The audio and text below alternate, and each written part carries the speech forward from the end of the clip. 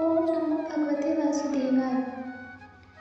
राजा का सृष्टि विषयक प्रश्न और सुखदेव जी का कथा आरंभ। चौथा अध्याय।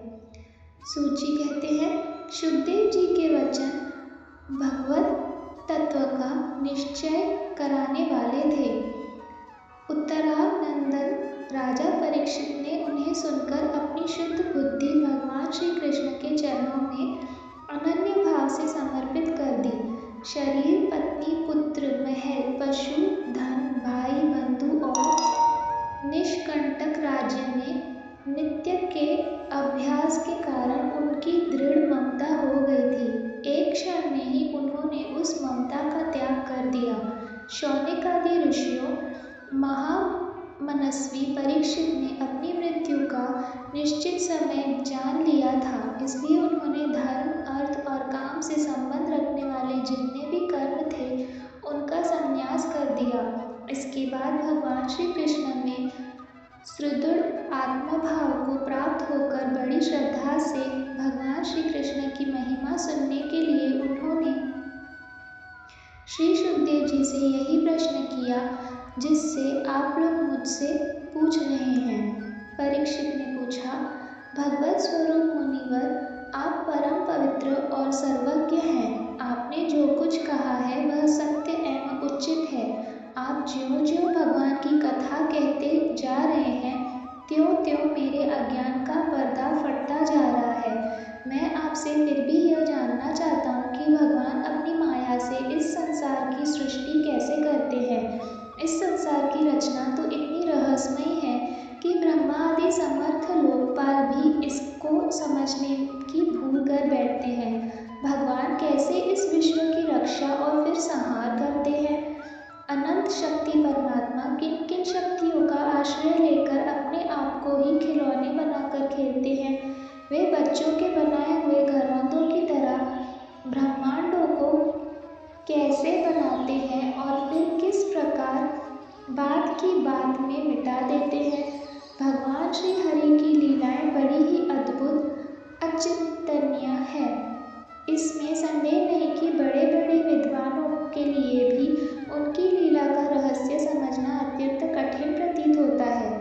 भगवान तो अकेले ही हैं। वे बहुत से कर्म करने के लिए पुरुष रूप से प्रकृति के विभिन्न गुणों को एक साथ ही धारण करते हैं अथवा उनको अवतार ग्रहण करके उन्हें क्रमशः धारण करते हैं।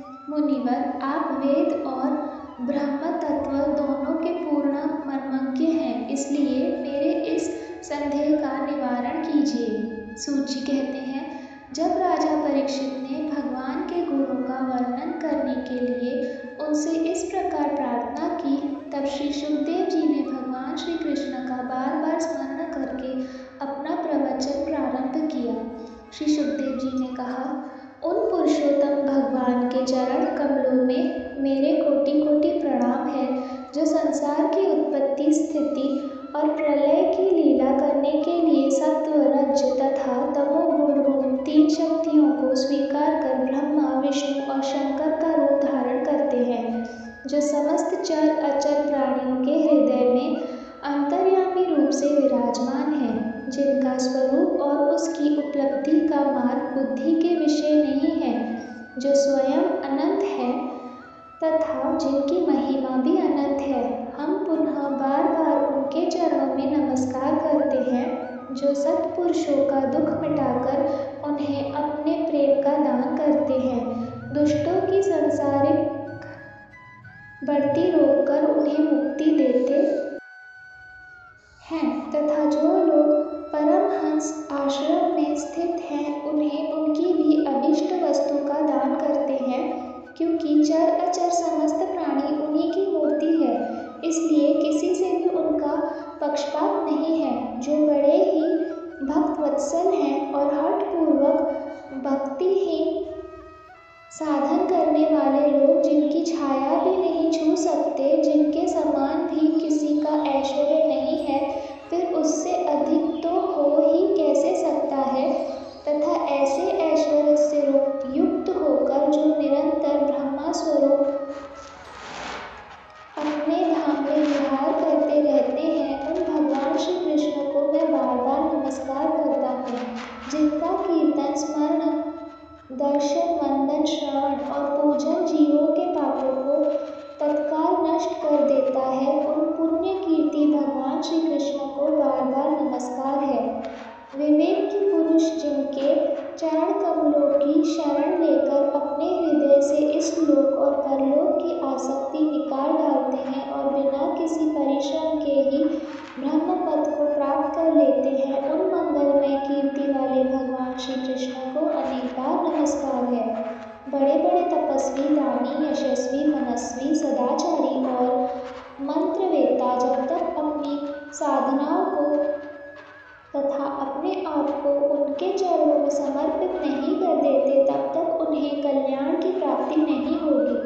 जिनके प्रति आत्मसमर्पण की ऐसी महिमा है, उन कल्याण में कीर्ति वाले भगवान को बार बार नमस्कार है। किरात, कुण, आंध्र, पुलिंद, पुलकस, आभीर, कंक, यवन और खस आदि नीच जातियां तथा दूसरे पापी जिनके शरणागत भक्तों की शरण ग्रहण करने से ही पवित्र हो जाते हैं, उन सर्वशक्तिमान भगवान को बार बार नमस्कार है। वे ही भगवान ज्ञानियों के आत्मा हैं, भक्तों के स्वामी हैं, कर्मकांडियों के लिए वेद मूर्ति है, धार्मिकों के लिए धर्म मूर्ति है और तपस्वियों के लिए तप स्वरूप हैं। ब्रह्मा, शंकर आदि बड़े बड़े देवता भी अपने शुद्ध हृदय से उनके स्वरूप का चिंतन करते हैं और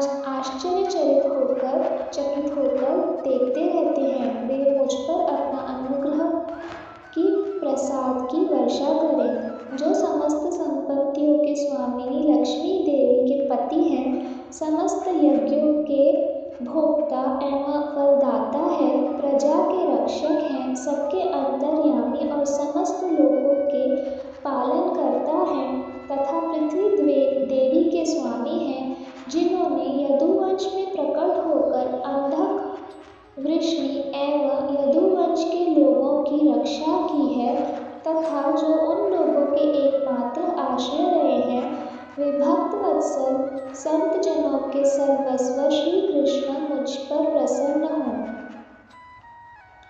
विद्वान पुरुष जिनके चरण कमलों के चिंतन रूप समाधि से शुद्ध हुई बुद्धि के द्वारा आत्म तत्व का साक्षात्कार करते हैं तथा उनके दर्शन के अनंतर अपनी अपनी मति और रुचि के अनुसार जिनके स्वरूप का वर्ण करते रहते हैं, वे प्रेम और मुक्ति के लुटाने वाले भगवान श्री कृष्ण मुझ पर प्रसन्न हों। जिन्होंने सृष्टि के समय ब्रह्मा के हृदय में पूर्व कल्प की स्मृति जागृत करने के लिए ज्ञान की अधिष्ठात्री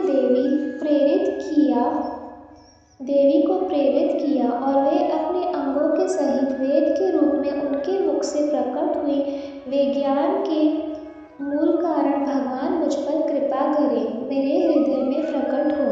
भगवान ही पंच महाभूतों से इन शरीरों का निर्माण करके इनमें जीव रूप से शयन करते हैं और 5 ज्ञान इंद्रियां, 5 कर्म इंद्रियां, 5 प्राण और 1 मन, इन 16 कलाओं से युक्त होकर इनके द्वारा 16 विषयों के भोग करते हैं। वे सर्वभूतमय भगवान मेरी वाणी को अपने गुणों से अलंकृत कर दे। संत पुरुष जिनके मुख कमल से मकरंद के समान झरती हुई ज्ञानमयी सुधा का पान करते रहते हैं, उन वासुदेव अवतार सर्वज्ञ भगवान व्यास के चरणों में मेरा बार बार नमस्कार है। परीक्षित, वेद गर्भ स्वयंभू ब्रह्मा ने नारद के प्रश्न करने पर यही बात कही थी, जिसका स्वयं